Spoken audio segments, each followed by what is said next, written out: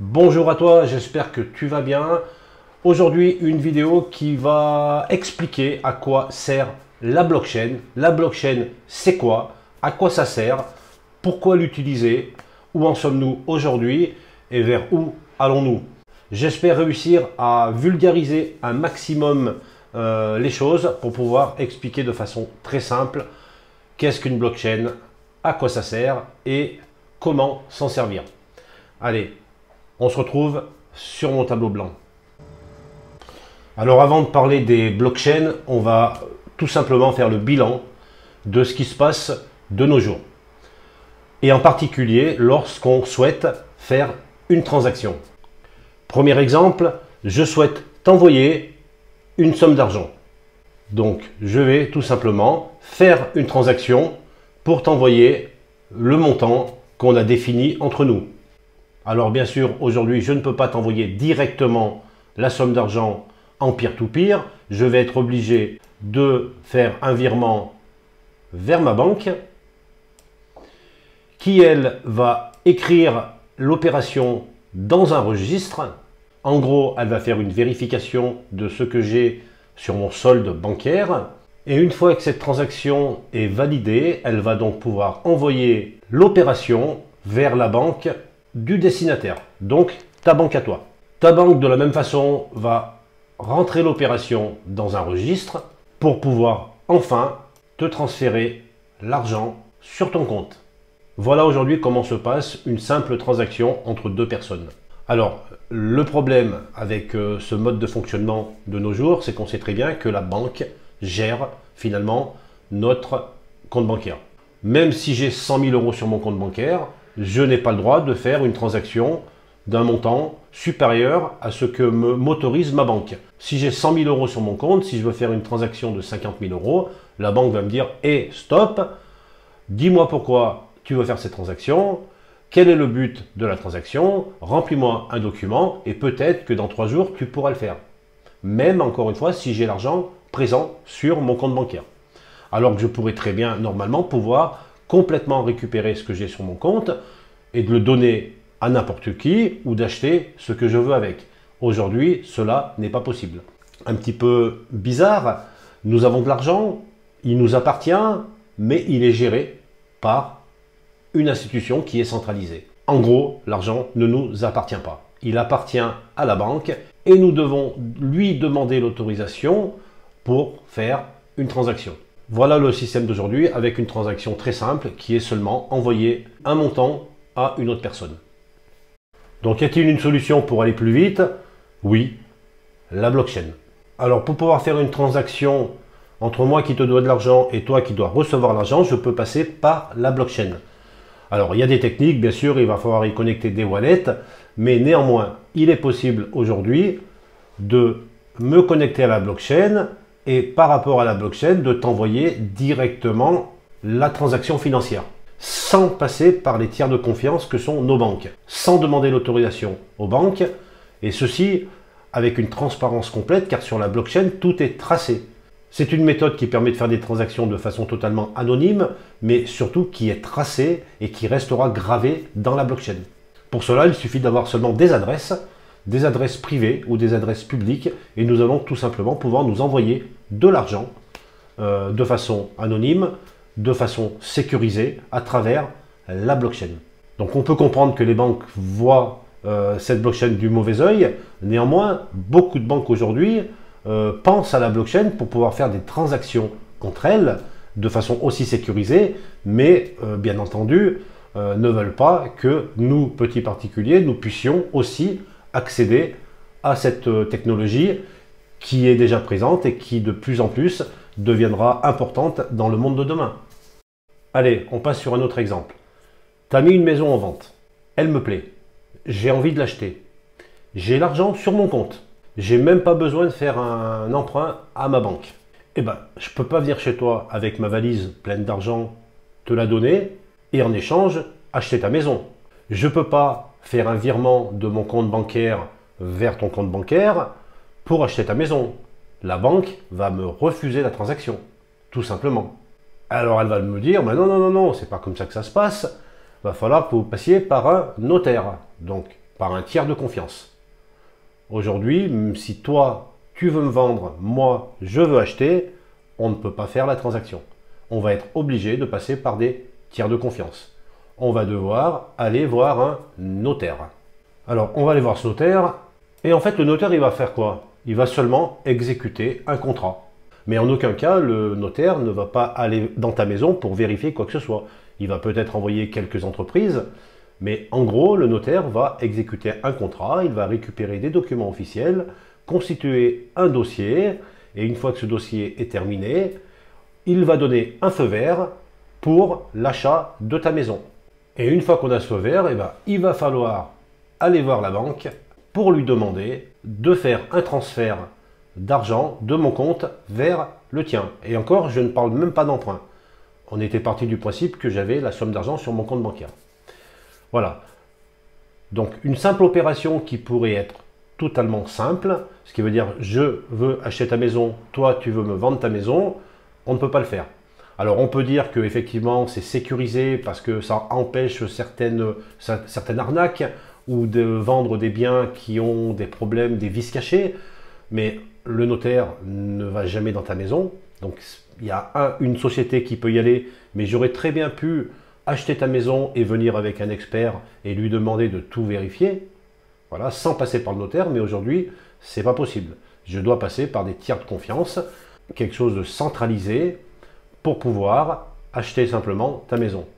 Ce qui va m'occasionner des frais supplémentaires, parce qu'effectivement, le notaire, les différentes banques, ce n'est pas gratuit. Et ça fait marcher un système, un écosystème qui est là avec des piliers qui sont bien en place et qui nous obligent à passer par eux pour faire n'importe quelle transaction. Alors, il y a une solution qui va être donnée par la blockchain. En effet, il existe sur la blockchain des smart contracts, ce qui veut dire des contrats intelligents. Donc des contrats intelligents qui vont pouvoir tout à fait exécuter le même contrat que fait notre notaire. Mais ceci de façon complètement décentralisée. Je t'explique. On va tout simplement utiliser un smart contract qui se trouve dans la blockchain et qui a été réalisé pour pouvoir faire des ventes de maisons entre un acheteur et un vendeur. Alors, au lieu de passer par le système traditionnel, notaire, banque, nous allons tout simplement nous connecter à la blockchain sur ce smart contract. Donc, je vais me connecter à mon smart contract et toi, le vendeur, de la même façon, sur le même smart contract. Et c'est ce contrat qui va faire les vérifications que fait normalement le notaire, parce que la blockchain est interconnectée. On peut penser qu'à l'avenir, elle sera connectée avec les mairies, avec les régions, avec toutes les institutions, qui nous permettra de valider la transaction entre un acheteur et un vendeur.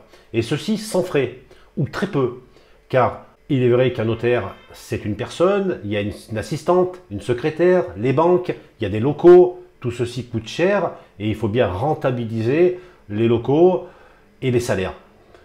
Donc une chose qui va coûter cher dans le domaine traditionnel va coûter très peu de frais avec la blockchain. Et nous pourrons tout simplement acheter, ou je pourrais plutôt acheter ta maison en passant tout simplement par un smart contract. Et on peut même imaginer que je fasse la transaction financière via la blockchain. Alors on peut trouver plein d'exemples. Un dernier exemple avec les assurances. Aujourd'hui, on nous demande de nous assurer presque sur tout. Alors on s'assure pourquoi? Pour avoir une protection, c'est vrai. Alors cette protection est basée sur la solidarité, ce qui veut dire que on paye des cotisations. Dans le lot, il y en a qui auront des accidents, d'autres qui n'en auront pas ou d'autres qui en auront peu. Mais au final, tout le monde va payer à peu près la même chose. Donc comment ça se passe pour une assurance de nos jours, avec un système centralisé?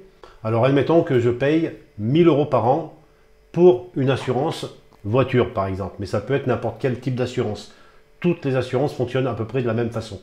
Nous allons prendre l'exemple que nous sommes 10 personnes, donc les 10 personnes vont payer 1000 € par an à cet organisme qui va nous permettre de nous protéger, de nous assurer. Ce qui veut dire que l'assurance va avoir un pot, une poule de 10 000 € pour protéger les 10 personnes qui ont pris un contrat avec eux. Alors si elle a demandé 10 000 €, c'est qu'elle sait très bien par rapport aux statistiques, par rapport aux probabilités, par rapport à... Ils ont des calculs qui leur permettent de savoir environ combien ils payent par année au niveau des accidents, et donc combien ils vont devoir rembourser par rapport aux sommes qu'ils ont perçues. Alors admettons qu'ils estiment que les remboursements sur l'année seront d'environ 5 000 € pour les 10 personnes qui sont assurées chez eux. Ce qui veut dire qu'il reste 5 000 € dans la poule, dans le pot, qui ne seront surtout pas redistribués aux gens qui ont pris cette assurance, mais qui servira à l'assurance de gagner de l'argent, de faire des investissements. C'est un profit. Alors j'ai pris 10 000 €, 5 000 €, 5 000 €, ce n'est peut-être pas exactement les bons pourcentages, mais néanmoins c'est la technique des assurances.